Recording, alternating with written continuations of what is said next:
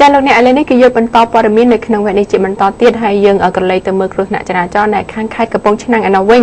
គឺបរិបទ2នាក់ហ្នឹងគាត់រងរបួសធ្ងន់ខណៈដែលគាត់បានជិះម៉ូតូចេញពីផ្លូវលំហើយក៏បាត់ឆ្វេងមកលើផ្លូវជាតិគឺត្រូវរថយន្តរបស់មន្ត្រីពន្ធដារក្រុងកំពង់ឆ្នាំងបុកកាលពីរសៀលថ្ងៃទី15មករាគឺនៅលើផ្លូវជាតិលេខ5ចន្លោះគីឡូម៉ែត្រលេខ83និង84នៅក្នុងភូមិថ្នល់ថ្មីឃុំជ្រៃបាក់ស្រុករលាផ្អៀកខេត្តកំពង់ឆ្នាំងសមត្ថកិច្ចនៅកន្លែងកើតហេតុបានឲ្យដឹងថាមុនពេលកើតហេតុនឹងបរិបទដែលឈ្មោះថាតូចពេជ្រអាយុ44ឆ្នាំរស់នៅក្នុងភូមិឃុំកើតហេតុគឺបានបើកម៉ូតូ Honda Dream C100 ចាស់ស៊េរី08ពណ៌ខ្មៅពាក់ស្លាកលេខកំពង់ឆ្នាំង 1B 10/42គឺឌុកមិត្តភ័ក្តិឈ្មោះថាសេកភួនអាយុ54ឆ្នាំពីក្រោយហើយចេញពីផ្លូវលំអូកណ្ដាលយ៉ាងលឿនរួចក៏បាត់ឆ្វេងចូលមកលើផ្លូវជាតិដោយមិនបានមើលឆ្វេងស្ដាំហើយគណៈនោះក៏រថយន្តធុនតូចពណ៌ទឹកប្រាក់ពាក់ស្លាកលេខក3006ភ្នំពេញ2របស់មន្ត្រីពន្ធដារក្រុងកំពង់ឆ្នាំងម្នាក់ក៏បានបើកមកក្នុងទិសដៅខ្វែងគ្នាហើយពីគឺប្រចាស់គ្រានោះបញ្ច្រាស់គ្នានោះចាគឺពីជើងទៅត្បូងហើយក៏បានបុកនឹងម៉ូតូដែលបានបើកមកកាត់មុខចាហើយក៏កិច្ចទៅបុកបង្គោលថ្មលើចិញ្ចើមផ្លូវតែម្ដងគឺបាក់អស់ពីដើមហើយធ្វើឲ្យរថយន្តនឹងធ្លាក់ចូលទៅប្រឡាយខាងកើតផ្លូវឯណោះហើយនៅក្នុងករណីនេះគឺបណ្ដាលឲ្យបរិបទ2នាក់នឹងដែលជិះម៉ូតូរងរបួសធ្ងន់ម្នាក់បាក់ជើងហើយម្នាក់ទៀតគឺបែកក្បាលនិងមុខមាត់ធ្ងន់ធ្ងរហើយក៏ត្រូវបានសមត្ថកិច្ចនឹងហៅរថយន្តមួយដឹកទៅកាន់មន្ទីរពេទ្យបង្អែកខេត្តគឺដើម្បីសង្គ្រោះជីវិតចានេះប៉ះក្បាលគាត់ធ្ងន់ធ្ងរមែនទែនបាទនេះគឺដោយសារតែគាត់នឹងបើកបរខ្វះការប្រុងប្រយ័ត្នហើយសូមចូលរួមពាក់មួកសុវត្ថិភាពឲ្យបានច្រើនផងដែរដើម្បីការពារអាយុជីវិតអ្នកព្រោះថា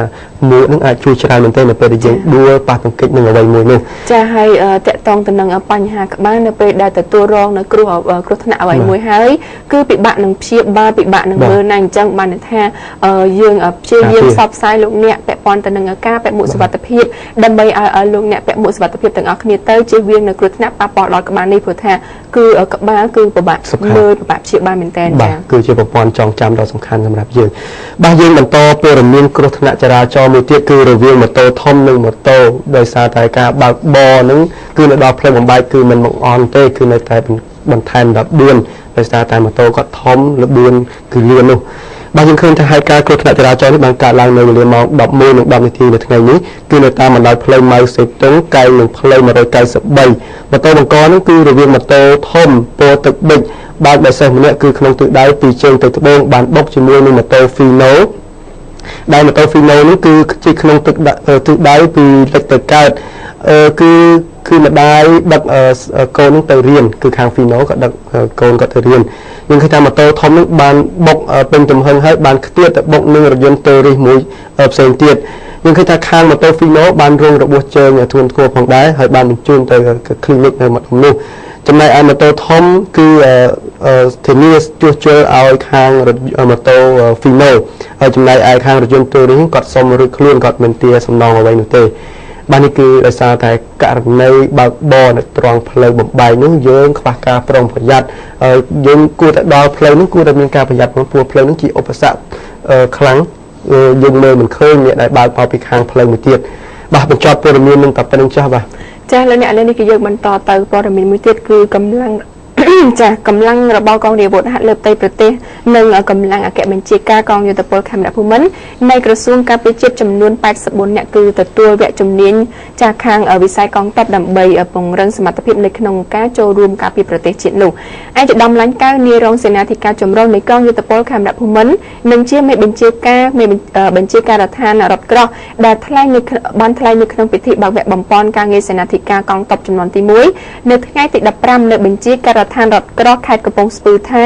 វគ្គសិក្សាបំពេញនេះគឺមានសិក្ខាកាមចូលរៀនសូត្រនឹងចំនួន84នាក់គឺមកពីបណ្ដាអង្គភាពកងរាជអាវុធហត្ថលើផ្ទៃប្រទេសនិងបណ្ដាកងឯកភាពចំណុះអគ្គបញ្ជាការហើយឯកឧត្តមក៏បានបន្ថែមថាចំណែកការសិក្សាគឺបានបែងចែករៀបចំការគ្រប់គ្រងនិងរៀនសូត្ររួមមានពីកងអនុសេនាធំកងអនុសេនាធំក្នុងនោះមានកងអនុសេនាធំទី1និងទី2រយៈពេលសិក្សាគឺមានចំនួន45ថ្ងៃហើយសិក្សាទៅលើមេរៀនសញ្ញាសម្គាល់យោធាឋានលេខាវិស្វកម្មយុទ្ធវិធីរថក្រោះរថពាដែកសភាវុធរថក្រោះរថពាដែកនិងបច្ចេកទេសរថក្រោះរថពាដែកនោះឯកឧត្តមឡាញ់កៅបញ្ជាក់ដឹងទៀតថាប្រទេសកម្ពុជាបច្ចុប្បន្នគឺបានទទួលនូវសន្តិភាពពេញលេញតែវិស័យកងទ័ពយើងនៅតែពង្រឹងផ្នែកសមត្ថភាពកងទ័ពជានិច្ចជាមួយគ្នាចាហើយកម្ពុជា ចាជាមួយគ្នានោះកម្លាំងមុខខៀវកម្ពុជាគឺកំពុងតែបំពេញបេសកកម្មរបស់អង្គការសហប្រជាជាតិនៅក្រៅប្រទេសផងដែរហើយឯកឧត្តមក៏បានបន្តថាប្រទេសកម្ពុជាគឺមានឈ្មោះជាគំរូល្អនៅលើឆាកអន្តរជាតិទាំងផ្នែករក្សាសន្តិភាពរបស់អង្គការសហប្រជាជាតិនេះចា៎បាទយើងបន្តព័ត៌មាននៅក្នុងខេត្តសៀមរាបវិញម្ដងគឺអាជ្ញាធរខេត្តសៀមរាបបានផ្ដល់បានកម្មសិទ្ធិដីធ្លីជូនប្រជាពលរដ្ឋនៅឯស្រុកវារិញបាទយើងឃើញអាជ្ញាធរខេត្តសៀមរាបបានអំពាវនាវកុំឲ្យប្រជាពលរដ្ឋចូលកាប់ព្រៃយកដីធ្វើកម្មសិទ្ធិដោយខុសច្បាប់បន្តទៀតត្រូវតែខិតខំបង្កើនផលដើម្បីប្រាក់ផ្គត់ផ្គង់ជីវភាពរស់នៅរបស់ខ្លួនថ្លែងនៅក្នុងពិធីចែកបានកម្មសិទ្ធិកាន់កាប់ដីធ្លីស្របច្បាប់ជូនប្រជាពលរដ្ឋចំនួន569គ្រួសារនៅភូមិព្រៃខ្នុរស្រុកវារិញខេត្តសៀមរាបកាលពីថ្ងៃទី5ខែមករាសីនេះអាដាមខឹមប៊ុនសុងអភិបាលខេត្តសៀមរាបបានអំពាវនាវកុំឲ្យប្រជាពលរដ្ឋកាប់ព្រៃឈើយកដីធ្វើជាកម្មសិទ្ធិខុសច្បាប់តទៅទៀតពីព្រោះថាឥឡូវនេះរដ្ឋាភិបាលបានសម្រេចផ្ដល់កម្មសិទ្ធិកាន់កាប់ដីធ្លីស្របច្បាប់ជូនបងប្អូនហើយ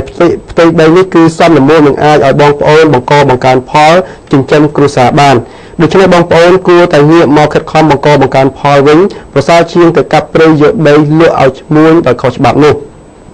លោកសាយសមុទ្រប្រធានមន្ត្រីរៀបចំដែនដីនគររូបនីយកម្មសំណង់និងសុរិយោដីខេត្តសៀមរាបបានដឹងថា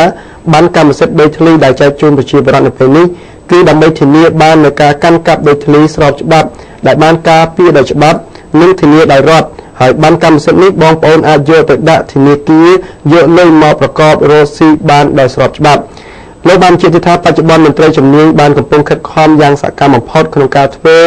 បានកម្មសិទ្ធិជូនប្រជាពលរដ្ឋឲ្យបានលឿនបាទយើងឃើញថានេះគឺនៅក្នុងខេត្តសៀមរាបគឺស្រុកវារិញនេះគឺទទួលបានកម្មសិទ្ធិចំនួន569គ្រួសារដើម្បីឲ្យបងប្អូននឹងអាចយកដីទាំងអស់នឹងទៅបង្កើនផលដើម្បីចិញ្ចឹមគ្រួសារបន្តទៀតបាទយើងបញ្ចប់ព័ត៌មាននឹងតែប៉ុណ្្នឹងចុះបាទចាលោកអ្នកឥឡូវនេះយើងខ្ញុំទាំងពីរអ្នកសូមសម្រាប់មួយផ្លែតសិនហើយយើងនឹងបន្តព័ត៌មាននៅវគ្គក្រោយជាបន្តទៀត